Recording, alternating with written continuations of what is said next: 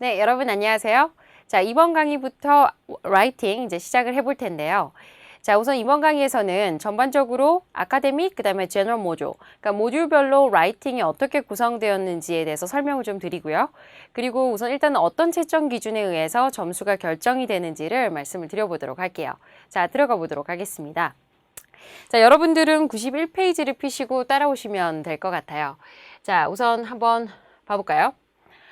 자, 우선 일단은 how long is a writing paper? 자, writing이 그죠 진행되는 시간 한번 체크해 보시면 자, 이건 제너럴 모듈이든 아니면 아카데믹 모듈이든 간에 1시간 동안 수업이 1시간 동안 시험이 진행이 돼요.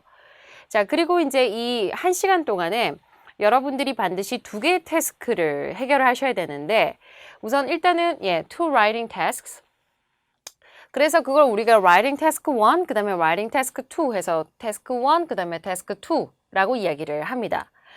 자, 그럼 이제 여러분들은 자, 2개의 태스크를 받으셔서 그걸 1시간 안에 여러분들이 시간을 조절해 가면서 해결하시는 거예요. 그 다음에 1시간이 끝나고 나면 그 앞에서 이제 진행하는 요원들이 아주 칼같이 답안지를 다 걷어갑니다. 그래서 여러분들이 시간 오버하지 않도록 잘 이제 매니지 하시는 게 필요할 것 같아요. 자, 근데 이제 보시면 보통 이 태스크 2 같은 경우는 이 태스크 1에 비해서요. 실제로 더 많은 점수를 가져가게끔 되어 있거든요. 왜 그런지는 이제 밑에 보시면 아실 수 있는데 태스크 2가 차지하는 비중을 대략 한 70%로 보시면 될 것 같고 태스크 1이 차지하는 비중을 대략 한 30%로 보시면 될 것 같아요. 자, 그래서 비중이 70% 대략 한 30% 이렇게 가져가는데 그러면 자, 우리가 writing task 1, 그 다음에 writing task 2 해서 2개의 태스크가 있다라고 했을 때 각각의 테스트를 서로 다른 익사미너들이 이제 채점을 한단 말입니다.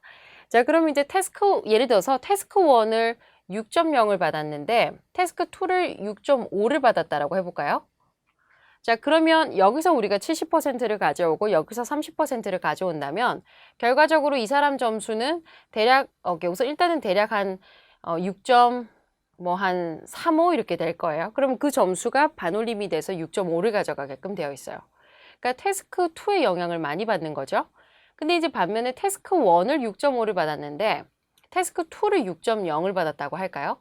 그러면 이 사람 점수는 이제 대략적으로 한 6.1 얼마 이렇게 나올 거예요. 그러면 6.1이라면 그 사람 점수는 가까운 점수로 내림을 하게끔 되어 있습니다. 그러면 이제 이 사람 점수는 6.0을 받아가는 거죠.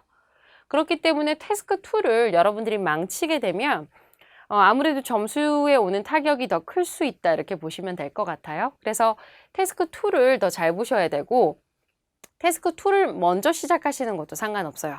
오케이.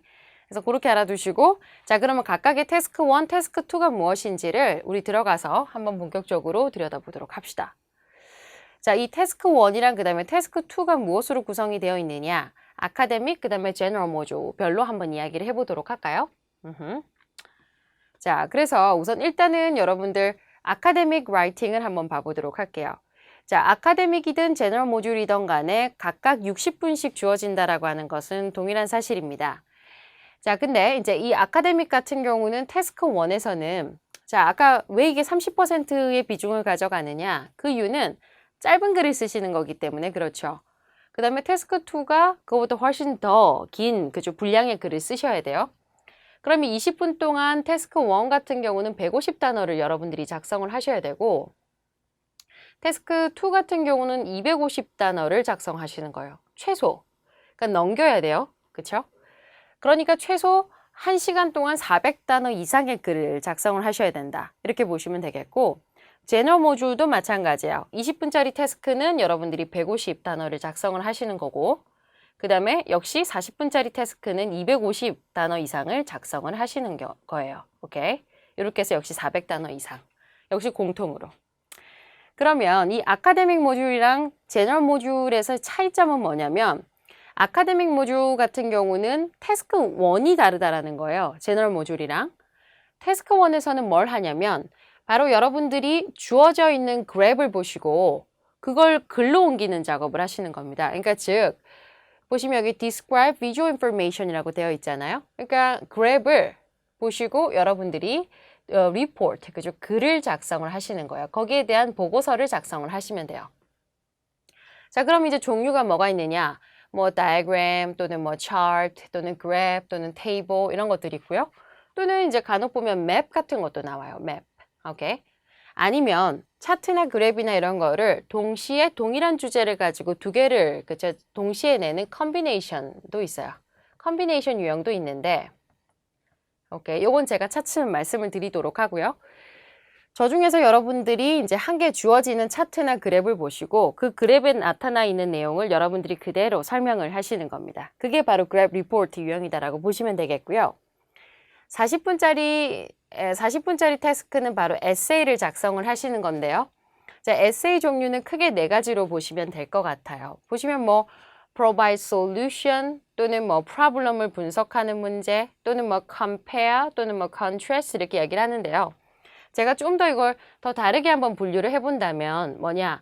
우선 일단은 agree, 그 다음에 or disagree, 동의, 비동의 에세이. 그 다음에 두 번째가 이제 advantage, 장단점, 그죠? 또는 disadvantage에서 장단점 에세이가 나오고요. 세 번째가 이제 보시면 problem, solution, 그쵸? 그러니까 문제 해결 에세이. 그 다음에 마지막이 opinion giving 또는 이제 discussion essay라고 우리가 이야기를 합니다. 양쪽의 입장을 동시에 검토하시고 여러분들의 입장을 제시하시는. 그리고 이 넷 중에서 하나가 랜덤으로 출제가 되는 거예요. 그러니까 여러분들은 평소에 이 네 개의 유형에 대해서 미리 좀 다 대비를 해두시는 게 필요할 것 같아요. 역시 마찬가지로 그래프도 바가 나올 수도 있고 파이가 나올 수도 있고 그렇죠? 그러니까 역시 평소에 조금 여러분들이 그죠? 모든 유형들에 대해서 한번 대비를 해두시는 거죠. 오케이. 죄송합니다. 그 다음에 이제 두 번째 보시면 General Training Writing이 있는데 우선 일단 20분짜리 태스크가 뭐냐 조금만 이렇게 공간을 확보할까요? 자, 그래서 무엇에 관한 이야기를 하느냐 보시면 이 General Module 같은 경우는 여러분들이 Respond to a given situation 무엇에 관한 이야기를 하는데 바로 Writing a letter예요. letter. 오케이. 그러니까 편지를 한 종류를 작성을 하시는 겁니다. 자, 그러면 이제 예를 들어서 어떤 경우가 있을까? 뭐 여러분들이 complain, 그러니까 불만 신고를 해야 되는 상황도 있고요. 또는 뭐 apology, 그러니까 사과를 해야 되는 상황도 있고, 아니면 information, 정보 제공 상황, 또는 마지막이 이제 request, 요청, 그렇죠? 해서 크게 이제 네 가지 종류가 있고요. 그 중에서 역시 하나가 랜덤으로 출제가 됩니다. 그럼 여러분들은 우선 일단 이 네 개의 목적에 따른 레터를 이제 준비를 해 두시는 거죠. 그리고 에세이 같은 경우는 역시 마찬가지로 이 섹션, 아카데믹의 섹션 2와 동일합니다. 오케이. 그래서 여러분들은, 이거는 아카데믹과 동일, 이렇게 이야기를 해 놓을까요? 오케이. 유형이 동일하다. 이렇게 알아두시면 돼요. 그러니까 아까 이야기했었던 자, 이 찬반 또는 장단점, 문제 해결 아니면 디스커션, 그렇죠? 양쪽 입장을 검토하는 의견 제시 유형, 저 넷 중에서 하나가 출제가 된다. 이렇게 알아두시면 됩니다. 오케이. 자, 그래서 다시 지금부터 정확하게 여러분들 구분하세요. 난 제너럴 모듈인데 아카데믹을 차트 같은 걸 읽고 계시거나 하시면 안 됩니다. 오케이. 자, 그래서 그렇게 알아두시고 지나가도록 하죠. 이런 구성으로 이루어진다라는 거 가보겠습니다. 자, 다음 패러그래프이 아니라 다음 페이지로 넘어오셔서 이제 그러면 여러분들이 보셔야 되는 게 과연 그 라이팅이라고 하는 것은 이제 어떻게, 그쵸? 어떻게 우리가 평가가 이루어지나 그걸 보실 필요가 있을 것 같아요. 우선 일단은 뭐가 되느냐? 첫 번째는 Writing Task 1 같은 경우는 보시면 Task Achievement예요. 그러니까 문제가 요구하고 있는 사실을 이제 분명하게 제시하고 있느냐. 뭐 문제가 요구하는 사실이 뭔데? 예를 들어서 최소 150단어를 쓰라고 한다라는 거. 또는 뭐 이렇게 간단하게만 좀 이야기를 해본다면 아카데믹의 태스크 1 같은 경우는요, 여러분. 자, 그래프를 보시고 우선 일단 그래프의 설명을 하실 때 전체 트렌드가 포함이 되어 있는지를 보셔야 되고요. 전반적인 경향을 여러분들이 분석하실 수 있으셔야 되고 적절한 디테일, 그러니까 수치를 포함을 하는 그렇죠? 적절한 디테일을 갖추시는 게 필요하다. 만약에 전체 트렌드를 명시하지 않으면 그건 감점. 그 다음에 figures, 역시 그 적절한 양의 수치가 제시되지 않으면 그 역시 감점이에요. 그 다음에 근데 이제 제너럴 같은 경우는 태스크 1이 주로 이제 어떻게 나오느냐. 얘 같은 경우는 여러분들이 purpose, 목적을 명확하게 드러내는 게 필요하죠. 컴플레인 상황인데 뭔가 이런 컴플레인에서 미안합니다. 지나치게 뭔가 나약한 모습을 보인다던가 오케이, 뭔가 퍼포스가 정확하게 드러나지 않거나 아니면 이 사람이 갖춰야 하는 톤, 그렇죠? 이건 분명히 업체에다가 여러분들이 편지를 써야 하는데 친구한테 쓰듯이 편지를 쓰고 있다던가 인포멀한 형식으로 써버리게 되는 경우에는 그 역시 다 감점 요인이 되죠.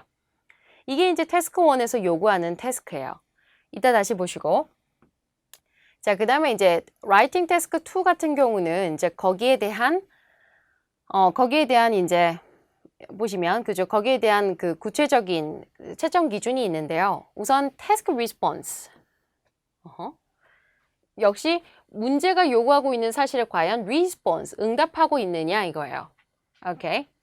예를 들어서 이렇게 한번 이야기를 해볼까요? 예를 들어서 첫 번째, 여러분들이 problem solution 에세이를 진행을 하는데요. 그렇죠? 거기서 문제에서 어떤 사회 현상을 제시를 하고 what are the causes, 그렇죠? 그렇죠? causes. 자, 과연 원인은 무엇이고 그 문제 and 그렇죠? actions 그리고 you can take.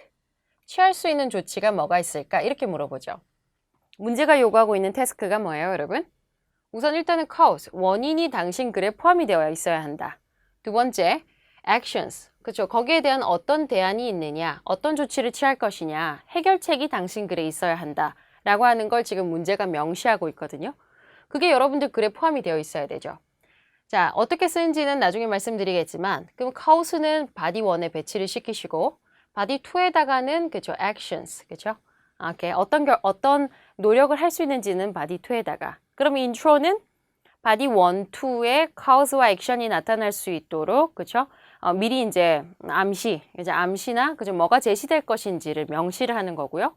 conclusion 가서는 다시 한번 그걸 요약을 하는 역할을 하면 되겠네요. 오케이. 자, 우선 일단은 뭐다? 문제가 요구하고 있는 사실이 여러분들 글에 포함이 되어 있느냐 또는 간혹 보면 이제 agree or disagree는 do you agree or disagree? 이렇게 물어보거든요. 그럼 거기에 대한 여러분들의 position, 내 입장이라고 하는 게 분명하게 드러나야 되죠. 오케이, position. 예를 들어서 저는 그 의견에 그쵸? 적당히도 아니고요. 전적으로 I completely agree with 그죠? this idea. 그죠? 그 의견에 저는 전적으로 동의해요. 이렇게 이야기하실 수가 있겠죠? 여러분들의 포지션이 분명하게 드러나는가 이런 부분들 체크해 두시면 되겠습니다. 이게 이제 25%를 가져가요. 그 다음에 이제 밑에 있는 채점 기준들은 보시면 이건 이제 두 개 태스크에 공통으로 들어가는 그죠? 채점 기준이 될 텐데 첫 번째는 coherence and cohesion이라고 이야기를 하네요. 뭐 되게 비슷한 말을 가지고요. 그쵸? 오케이. 그 cohesion이라고 하는 것은 뭐냐? 이건 좀 linguistic linking이라고 보시면 될 것 같아요. linguistic linking? 오케이. 좀 단순하게 이야기를 해본다면 앞뒤 문장이 관련성이 있다라고 하는 것을 계속해서 명시를 하고 있느냐. 즉, 적절한 연결어, 그쵸?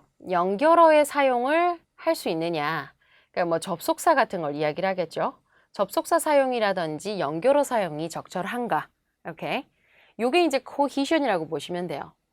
근데 이제 보시면 간혹 그죠? 우리도 문장을 연결할 때 그래 연결은 자신 있다 이러면서 and 그쵸? 그 다음에 또 가다가 뭐 달리 생각나는 게 없으니까 and를 또 한 번 더 써야 되겠고 그쵸? 또는 가다 보니까 이제 but도 한 번 썼다가 그쵸? 오케이. 그리고 나서 이제 또 so도 한 번 썼다가 이런 식으로 뭔가 되게 이 공룡 같은 문장 같은 걸 만들어낸단 말이에요. 오케이. 그러나 이건 우선 일단은 적당한 cohesion을 갖췄다 하더라도 렉시컬이 지나치게 한정적이다라는 판단을 그쵸 하게 될 거예요.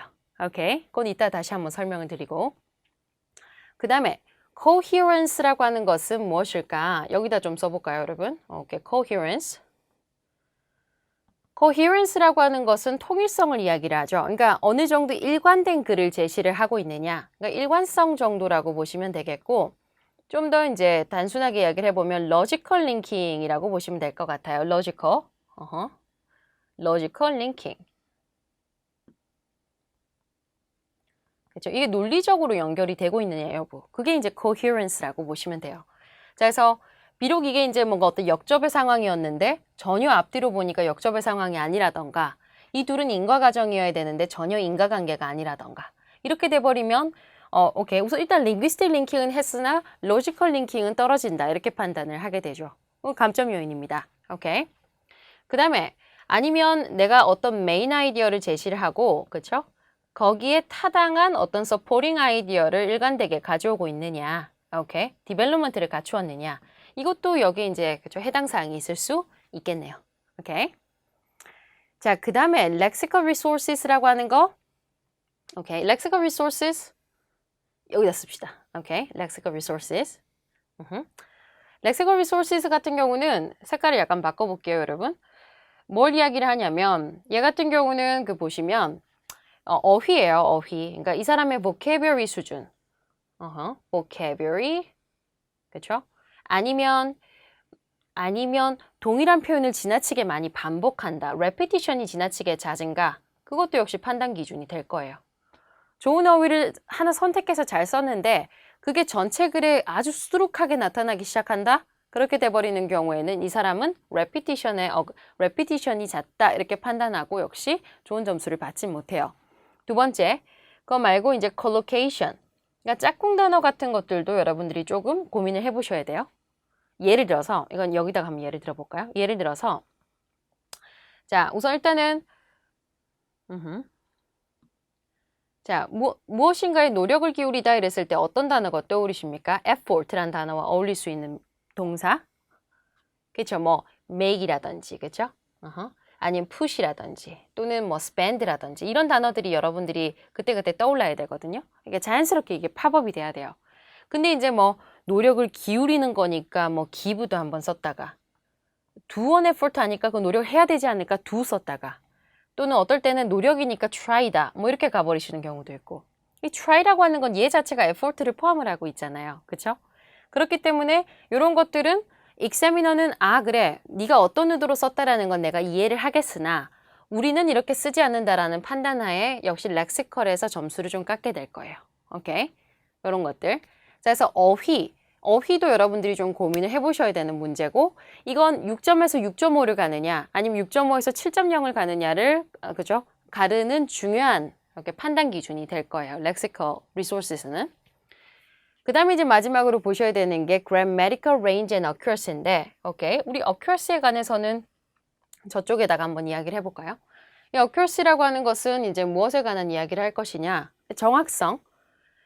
자, 그래서 우선 일단은 시제 같은 것들이요. 오케이. 여러분들 차트 보시면 거의 과거 사건을 차트로 제시를 하거든요. 그러면 과거 시제를 쓰셔야 되죠. 과거 시제를 적절하게.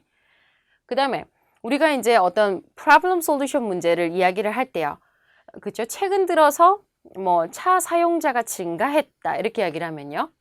The number of car users increased. 이런 식으로 증가하였다. 한국말을 지나치게, 그죠?